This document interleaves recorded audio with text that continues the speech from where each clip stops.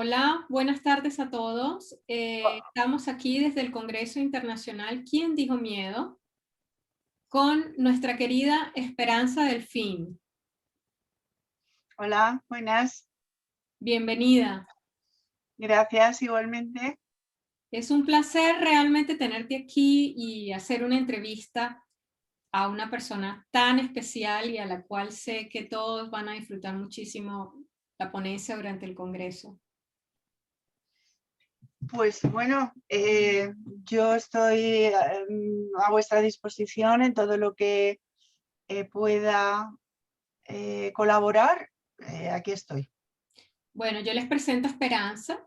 Esperanza es directora, formadora y coach en la Escuela Internacional Holística El Pequeño Jardín.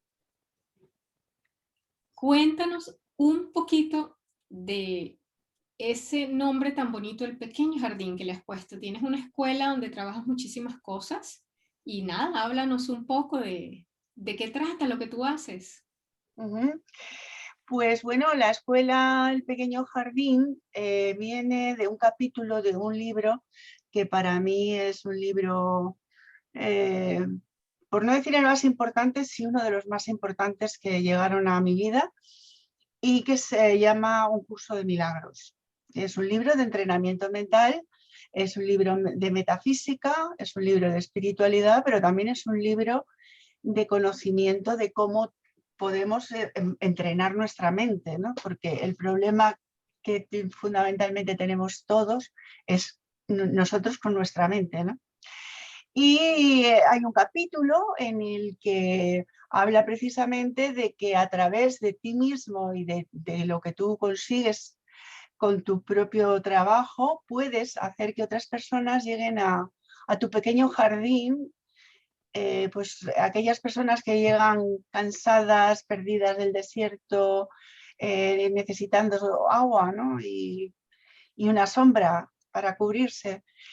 Entonces, yo me he sentido así tantos años de mi vida, ¿no? Como andando en un desierto que no sabías muy bien qué pintas en este mundo y para qué has venido, ¿no?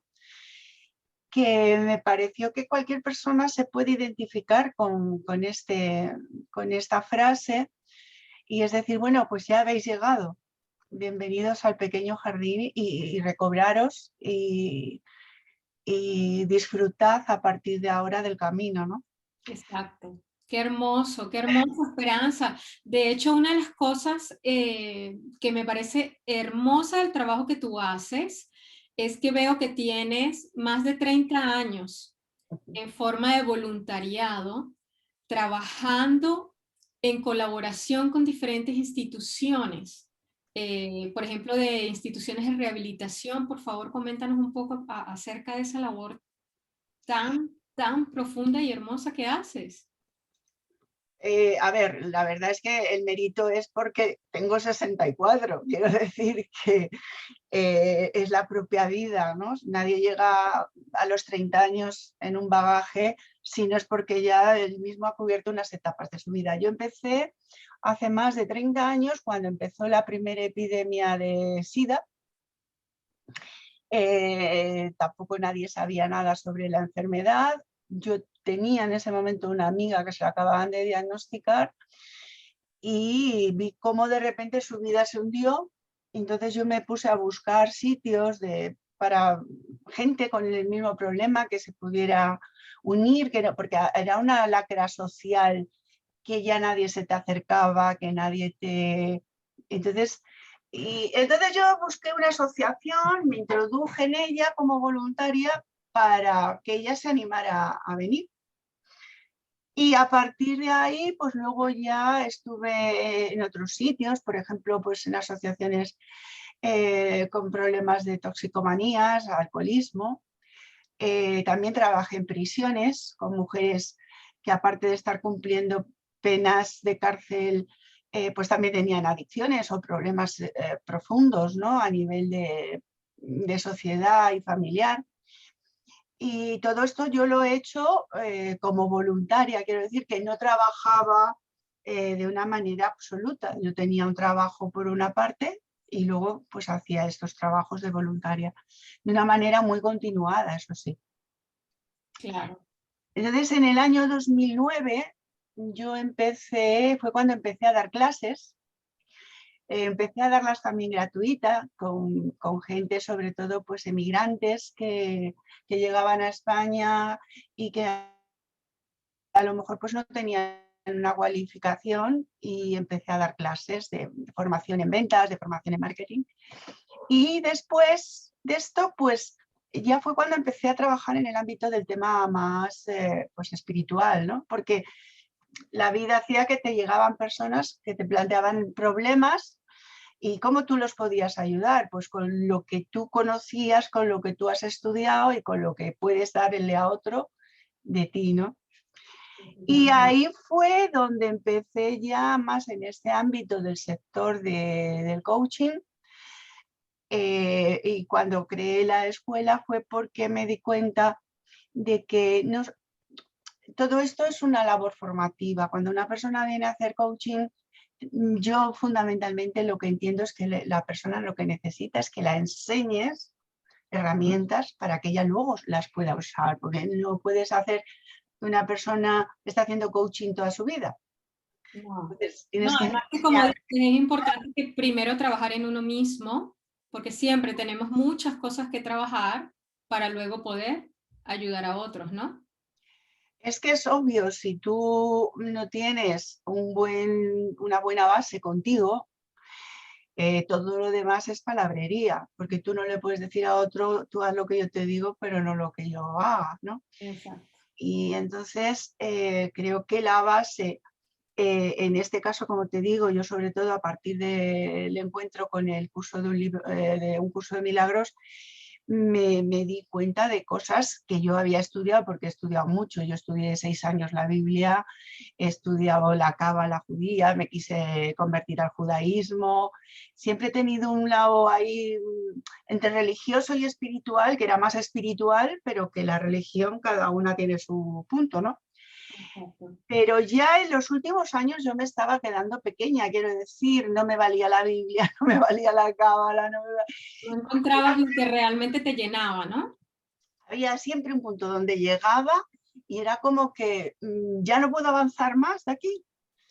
Y sin embargo llegó un curso de milagros y me di cuenta de que eso era lo que me faltaba, ¿no? El Eso fue lo que te entender, movió realmente, sí. claro, el entender desde ese punto de vista que nos explica en el libro, que todo está en nosotros, que no hay nada fuera de nosotros, que cuando yo quiero trabajar o decirle a otro lo que tiene que hacer, que debo de mirar primero qué es lo que tengo que hacer yo. Y claro, todo esto es un proceso de vida, porque a los 20 años es complicado que a alguien le digas, empieza por ti, ¿no? Entonces, es un proceso Claro, de... cuando somos jóvenes apenas estamos aprendiendo y es difícil para, por ejemplo, los padres poder orientar a los hijos porque ellos quieren vivir sus propias experiencias y así les digas, mira, te vas a estrellar con la pared, prefieren esperar y quizás estrellarse con la pared, ¿no? Y entonces decir, ah, mira, tenía razón, me estrellé con la pared. Entonces, es verdad, cuando somos jóvenes es difícil. Cuando somos jóvenes y también cuando somos mayores, tenemos que entender que el hecho de creer que tenemos la razón al 100% es un error. Ujú. Lo que pasa que es muy duro porque es continuamente una batalla nuestra mental, ¿no? Es decir, a mí me vas a decir tú lo que yo tengo que hacer, por ejemplo. Ujú. Pues a lo mejor sí. A lo mejor lo que te está poniendo la vida delante a través de una experiencia con alguien más joven o con alguien más, incluso más inculto que tú, Ujú. el mensaje te lo está haciendo llegar para que tú lo pilles. Si tú crees que ya lo sabes, se te va a ir la información y ni te vas a enterar. Entonces, eso es continuamente un trabajo diario con uno mismo. Sí, exacto. Yo pienso que se, se vuelve un trabajo diario en el que te vuelves maestro de tus situaciones vivas día a día, de todas las circunstancias que te rodean, porque cuando te vuelves consciente de eso, ya ves todo lo que te llega a ti de otra manera y dices, ok, no por qué, sino para qué está sucediendo esto, ¿no? ¿Qué Ujú. tengo yo que observar en mí? ¿Qué ocurre con esta persona que yo tengo que observar en mí? A ver, hay veces que no es que yo, por ejemplo, tuve una relación en la que sobre todo la última etapa yo decía, a ver, ¿qué es lo que tengo que ver que me refleje a mí? Y ahí entendí que hay gente, por ejemplo, los psicópatas, eh, son personas que no son espejos. En realidad, un psicópata es un ser como un clon tuyo, pero sin emociones. Entonces, ¿qué sucede? Que si tú atraes a tu vida a ese tipo de personas, lo que tienes que aprender es que en tus 6, 7 primeros años de edad, algún progenitor ha sido psicópata. Entonces tú vas a repetir experiencias con personas de ese perfil, no porque te gusten. Imagínate una mujer maltratada o un hombre maltratado, ¿no? Dices, bueno, pues deja esa persona. Es que no lo pueden hacer así de sencillo porque ya desde pequeños han aprendido ese rol, ¿no? Entonces, no sé, o sea, tenemos que es muy amplio, es muy extenso porque no siempre el otro es mi espejo. También puede ser una adicción. Exacto. Entonces, ahí tenemos que tener cuidado, por eso hay que estar tan vigilantes, ¿no? De decir, esto que estoy viendo delante de mis narices, ¿qué me está queriendo decir? ¿Repito patrones de conducta con personas que me hacen daño, por ejemplo? Eso es que soy una persona con una adicción emocional a este tipo de personas. Personas, exacto. Ujú.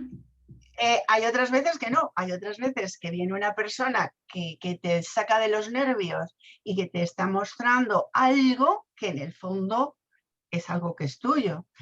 Por eso, una de las cosas que le enseño en mi curso es la mayéutica de Sócrates, ¿no? Que es la reflexión. La mayéutica, Sócrates era hijo de una partera y él aprendió a cómo enseñar a otros a dar a luz a sí mismos. O sea, es muy bonito porque acompañas a esa persona a través de preguntas. Es decir, ¿y esto que tú estás viendo, qué te está resonando? O ¿qué es lo que qué es lo que a ti te recuerda o te refleja, ¿no?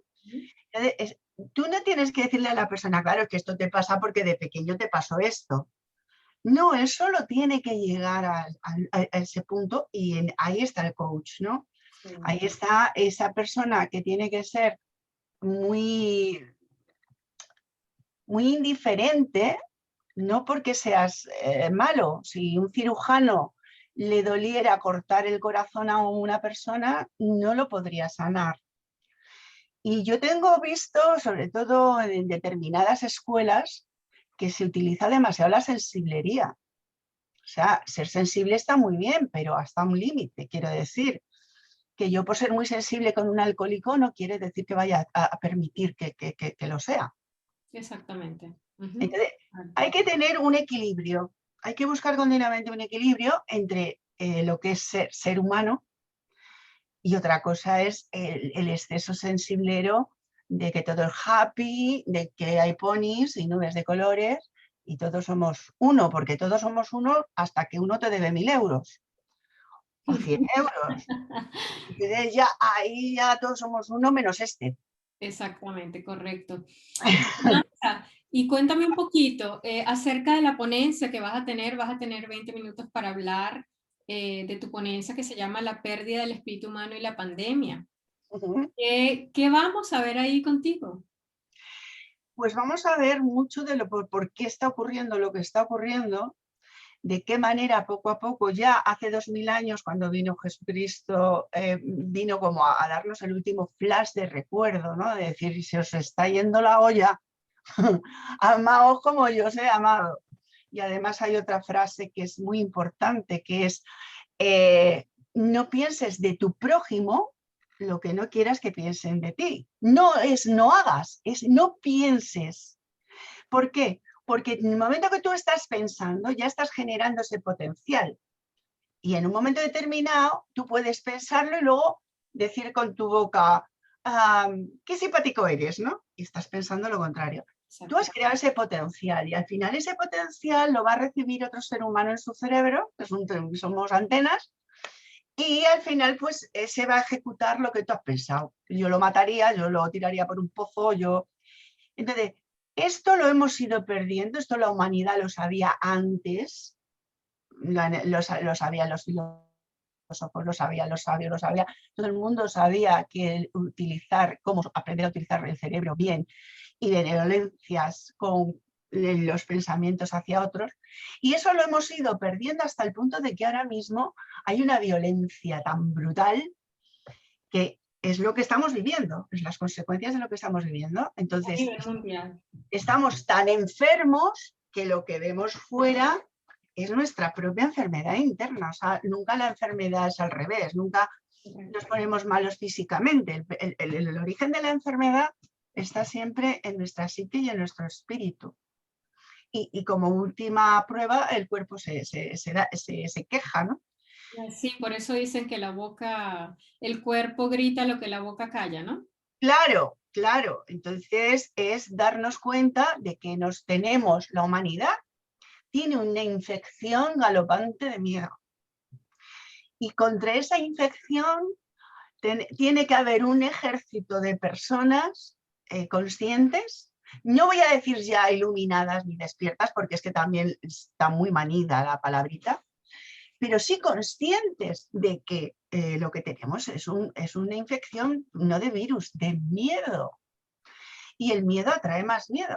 Exacto. Entonces va a haber un momento que vamos a salir vestidos de buzo a la calle y no nos tocaremos con nadie, pero no, es miedo. Es miedo, claro, es que inclusive el escuchar gente que tiene miedo a respirar, imagínate algo tan vital como lo es el oxígeno para el ser humano y que la gente diga, no, es que a mí me da miedo respirar, entonces, wow, porque mucha gente dice, no, eso es miedo a la muerte, no, tienes miedo a respirar.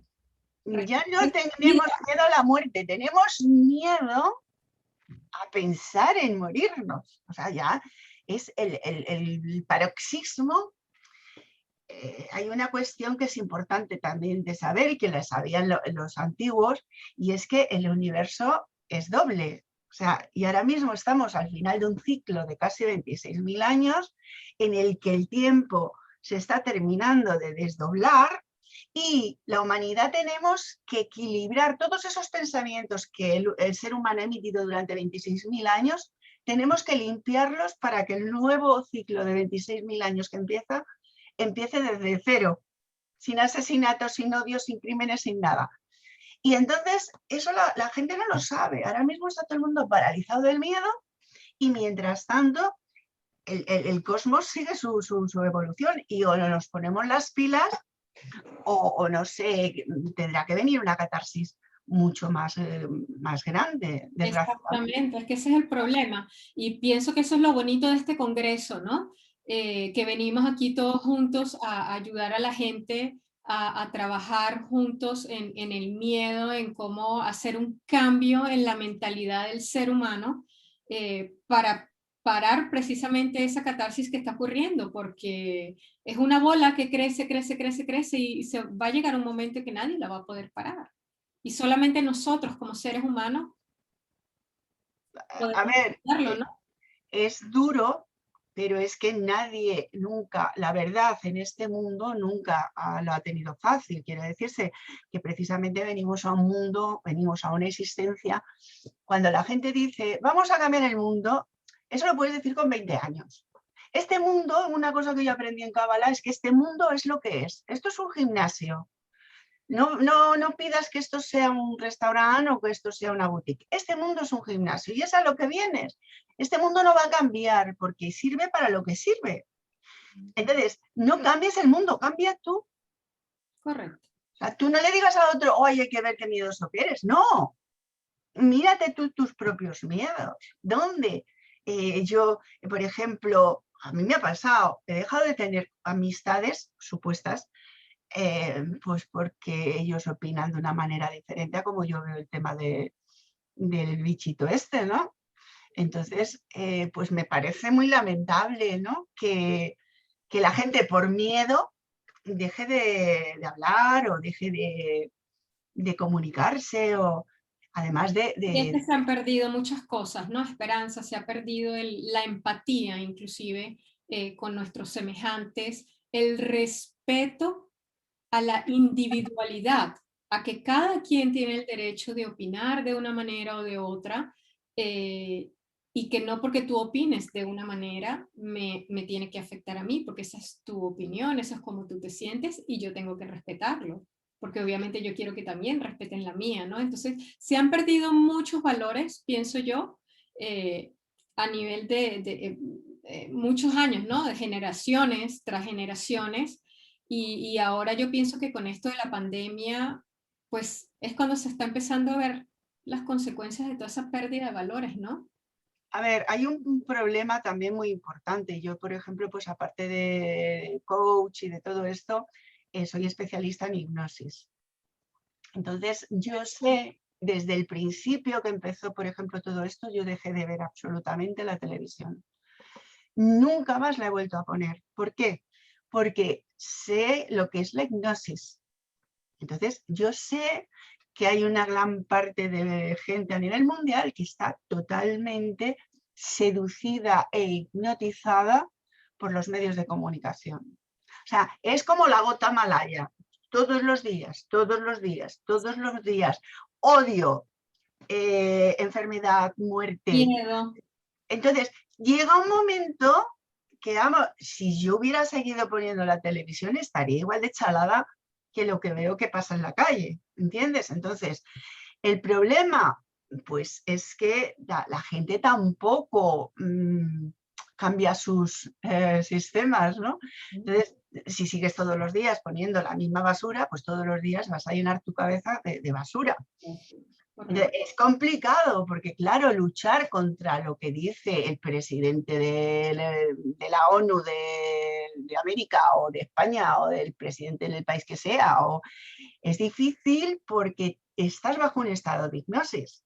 A ver, si yo hago hipnosis para que una persona deje de fumar o para que una persona no tenga problemas con la alimentación, la hipnosis se puede utilizar en todo, porque a fin Sí, de claro, sí, exactamente, tienes toda la razón. la hipnosis precisamente es entrar en tu mente, dejar un anclaje y ya eso es como una mina antipersona. Te va a reventar en tu cerebro. No, déjame decirte que, por ejemplo, yo que he trabajado en agencias de publicidad, cuando se hace el marketing se trabaja de una manera que es un tipo hipnosis, ¿no?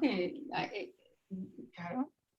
Haz de cuenta de que la No sería como hipnosis, decirte, o sea, se hace, por ejemplo, el comercial de un carro que tiene ciertas cosas que a la gente le queda ahí y entonces tú no ves el comercial una vez, lo repiten 1000 veces. hemos tenido el mayor ataque mental de la historia de la humanidad, lo hemos tenido desde el año 20. O sea, anteriormente ha habido ataques de otra índole. Sí que es verdad que el siglo XX venía ya derivando mucho porque fue la introducción de la televisión en las casas y a partir de ahí el ser humano empezó a habituarse a ese soniquete de fondo que está en casa, digan lo que digan, pero como todo esto no es de hoy para mañana, sino que hay una predisposición para llegar hasta este punto, pues claro, finalmente para los medios que se suponía que era, es para tener manejada la población. Y es lo que está ocurriendo. Entonces, las personas que te dicen, yo, por ejemplo, no pongo la televisión, te digo, yo desde el primer momento lo vi tan claro que dije, yo no puedo dejar que entren en mi mente como Pedro por su casa. Entonces, necesito tener mi cerebro bien resguardado. Sí, y De, de hecho hay algo que tú comentaste cuando nos presentaste tu ponencia, que por ejemplo hablas de que esta enfermedad coincide con un momento espiritual específico del ser humano. ¿A qué te refieres justamente con eso? hemos cambiado la religión por la ciencia. O sea, ya la gente, antes tenías un malestar y ibas a un confesionario y le contabas al cura, mire usted, he hecho esto mal, me he portado mal con mi madre, etcétera. y era como que ya salías con un alivio interno, ¿no? De que habías confesado algo que tú eras consciente que habías hecho mal. Pero eso se ha ido alejando de nuestro medio de vida, y cuando yo me siento mal, ¿a quién he ido? Porque además es que se han volcado en darnos medicina, series de médicos en televisión, y entonces son como dioses, ¿no? Entonces hemos cambiado un dios por otro dios. Entonces, la diferencia está en que antes los conflictos de orden espiritual, el ser humano entendía que se encontraba mal, y ahora ya no relacionamos para nada que tenemos una parte espiritual. Ahora todo está en lo físico. Eso es correcto. Entonces, claro, ¿de dónde salen las enfermedades? De China, de no sé dónde. Nadie relaciona el problema de salud con un problema profundo espiritual. O sea, ¿en qué cree el ser humano ahora mismo?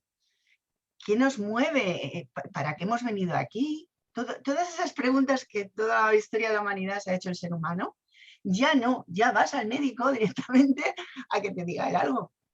Sí, exacto, porque el problema es que ya ni siquiera ya le prestas atención al diagnóstico que te da el doctor, sino la prognosis como tal, que es cuando, por ejemplo, te dicen, vas a vivir toda la vida así.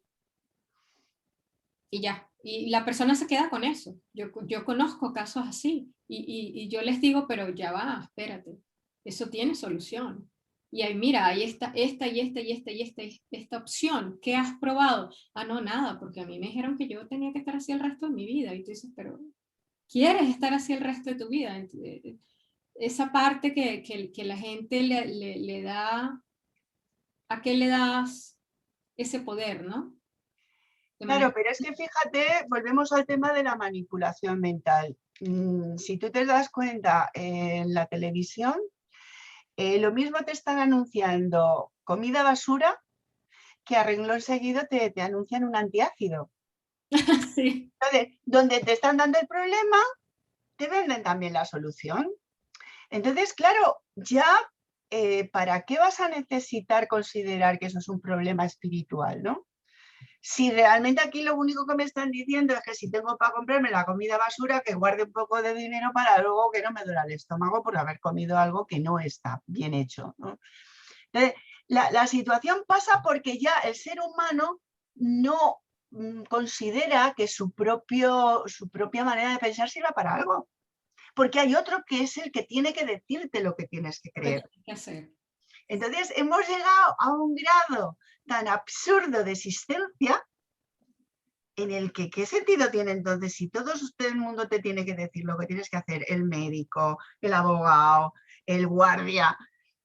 Que ya no piensas, ya no usas tu cerebro para nada, porque todos los demás te dicen que tienes que hacer. Claro, ¿para qué vives en este mundo? O sea, ¿a qué has venido? Y Esperanza, dime una cosa, ¿qué ahora para ya cerrar, qué le invitas a la gente que está por entrar al Congreso? ¿Qué invitación les haces? Bueno, yo la invitación, aparte de que pueden entrar en mi página web, que es www.eljardinesperanza.com, lo que había pensado es que si alguien quiere conocer o tener algún tipo de consulta para alguna cosa que le pueda interesar, es pequeñas sesiones de coaching de unos 30 minutos para que puedan probar un poco de cómo es esto y de cómo funciona y de si puede ser para ellos. Sí, Entonces, hay que recordarle también a la gente que para que puedan recibir ese regalo tuyo tan maravilloso, tienen que estar presentes en el Congreso y suscribirse para que les pueda llegar el link donde podrán ver tu ponencia y entonces recibir el link donde estará tu regalo, ¿no? exactamente, Que te escuchen, que disfruten y bueno, y a todos los ponentes, ¿no? Tan maravillosos que tenemos.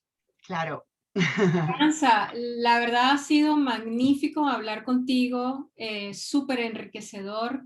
Eres una mujer con mucha sabiduría.